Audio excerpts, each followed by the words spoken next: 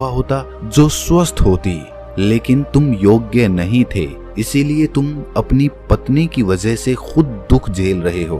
अगर तुम योग्य बन जाओगे तो दूसरे लोगों के कर्म तुम्हें प्रभावित नहीं कर पाएंगे। सन्यासी ने राधेश्याम को चेतावनी देते हुए कहा कि याद रखना राधेश्याम, आपको वो नहीं मिलता जो आप चाहते हो, बल्कि वो मिलता है जिसके आप योग्य हो। इसीलिए अपनी योग्यता को बढ़ाने पर काम करो, उसके लिए कर्म करो। कर्म का फल पाने के लिए कभी कर्म मत करो। राधेश्याम ने सन्यासी से हाथ जोड़कर एक सवाल पूछा कि महात्मन, मुझे ये बताने की अनुकंपा करें कि मैं अपनी योग्यता किस प्रकार बढ़ा सकता हूँ ताकि मेरा मुख्य कर्म मुझको खुद ढूंढ सके। सन्यासी ने बड़े ही शांत स्वर में कहना शुरू किया कि भंते, इसके लिए बड़े ही सरल उपाय होते हैं। सबसे पहला उपाय है कर्म करके भूलते जाओ।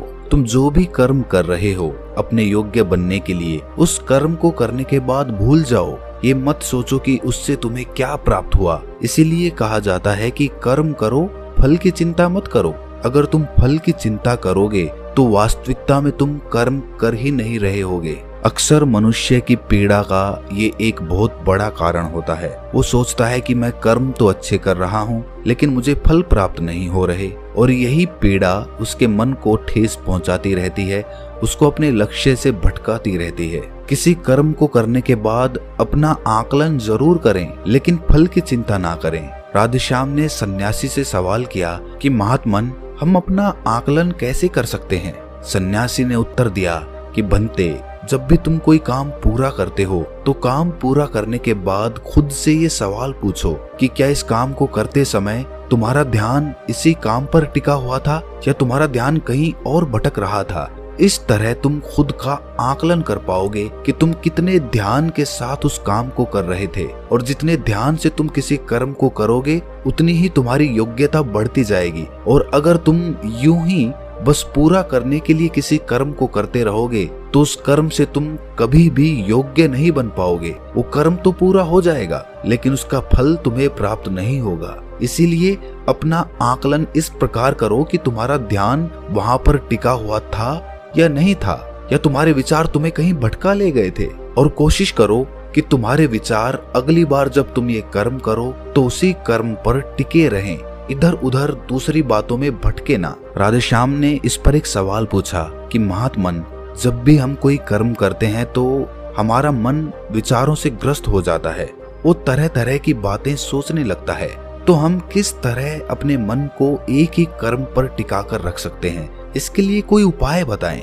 सन्यासी ने इसका उत्तर देते हुए कहना शुरू किया कि भंते, जब भी तुम किसी कर्म को करते समय अपना पूरा भाव उसमें डाल देते हो तो तुम्हारे विचार उसी कर्म पर केंद्रित रह सकते हैं। पूरी निष्ठा, प्रेम और सद्भाव के साथ किया गया कर्म तुम्हारे विचारों को इधर उधर नहीं भटकने देता। विचार तभी तुम्हें दूसरी दिशाओं में बहाकर ले जाते हैं जब तुम उस कर्म को पूरी निष्ठा के साथ नहीं करते, उसमें पूरा प्रेम नहीं डालते, उसमें पूरा भाव नहीं दिखाते। जब ये तीनों चीजें तुम उस कर्म में डाल देते हो तो स्वाभाविक रूप से तुम पूरी तरह उस कर्म में सम्मिलित हो जाते हो और तुम्हारा मन और मस्तिष्क एक ही जगह पर टिका रहता है। सन्यासी ने अपनी बात खत्म करते हुए कहा कि अगर कोई इंसान, कोई मनुष्य इन उपायों का सही तरीके से इस्तेमाल करता है, उनका पालन करता है, तो वो किसी भी कर्म के लिए अपने आप को योग्य बना सकता है। और एक बार अगर वो योग्य बन जाता है तो उसी बछड़े की भांति उसका कर्म उसे अपने आप ढूंढ लेता है। राधेश्याम को कुछ फलों के बदले जीवन भर का ज्ञान मिल चुका था, उसे स्पष्टता मिल चुकी थी, उसके सारे मन के सवाल खत्म हो चुके थे।